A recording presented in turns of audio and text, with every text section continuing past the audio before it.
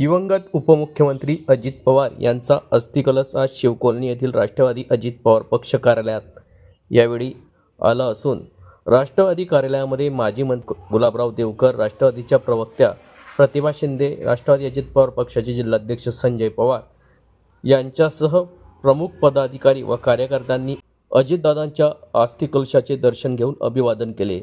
यावेळी उपस्थितीत कार्यकर्ते भावुक झाले। राष्ट्रवादीच्या प्रवक्त्या प्रतिभा शिंदे यांना यावेळी अश्रू अनावर झाले। सायंकाळी अंमळनेर तालुक्यातील निम्न तापी प्रकल्प पाडळसिरे धरणात या अस्थिकलशाचे विसर्जन केले जाणार आहे। या संदर्भातली माहिती आज दिनांक 3 फेब्रुवारी रोजी दुपारी 2 वाजता माध्यमांना प्राप्त झाली आहे। काय सांगणार आज अजितदादांचा अस्थिकलश जळगावात दाखल झालेला आहे आणि आपण सर्वांनी दर्शन घेतलं। 28 तारखेला विमान अपघातामध्ये आमचे आवडते नेते आदरणीय दादांचं निधन झालं।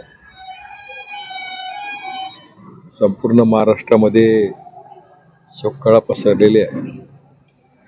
राज्यातल्या प्रत्येक गावातला व्यक्ती अक्षरशः काय मोकळून रडतोय। त्यामुळं दादांच्या जाण्याच्यामुळं राज्याची, पवार कुटुंबाची आणि राष्ट्रवादी काँग्रेस पक्षाची खूप मोठी हानी झालेली आहे। आज दादांच्या अस्थी राष्ट्रवादी काँग्रेस पक्षाच्या कार्यालयामध्ये आणण्यात आल्या। सर्व कार्यकर्ते, पदाधिकारी या ठिकाणी येऊन दर्शन घेत आहेत।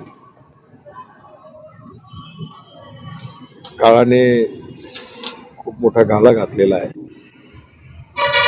त्या दादांनी हा महाराष्ट्र घडवण्याच्यासाठी योगदान दिलं। राष्ट्रवादी काँग्रेस पक्षाच्यासाठी मोठ्या प्रमाणामध्ये योगदान दिलं। तमाम जनतेचे आशास्थान असलेले दादा त्यांच्या अस्थि कलशाचं दर्शन घेण्याची वेळ आमच्यावर यावी, सगळ्यात मोठी दुर्दैवी घटना आणि आमच्यासाठी एक मोठं दुर्दैव आहे असं आम्ही समजतो। कधीही न भरून निघणारी पोकळी दादांच्या जाण्याच्यामुळे निर्माण झालेली महाराष्ट्रामध्ये।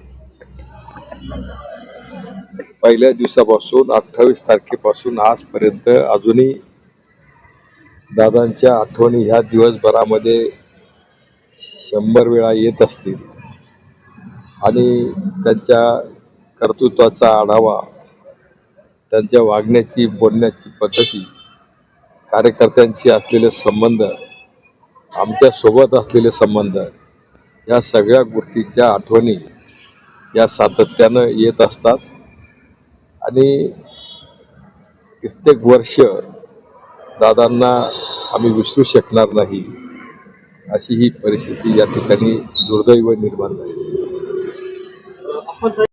अस्थिकलश ठेवण्यात आलेला आहे। महाराष्ट्र एका अत्यंत दुःखामध्ये आहे। अजितदादांचं स्वप्न होतं, महाराष्ट्र धर्म आहे, राजकारण हे माझा धर्म आहे, विकास हे माझं कर्म आहे।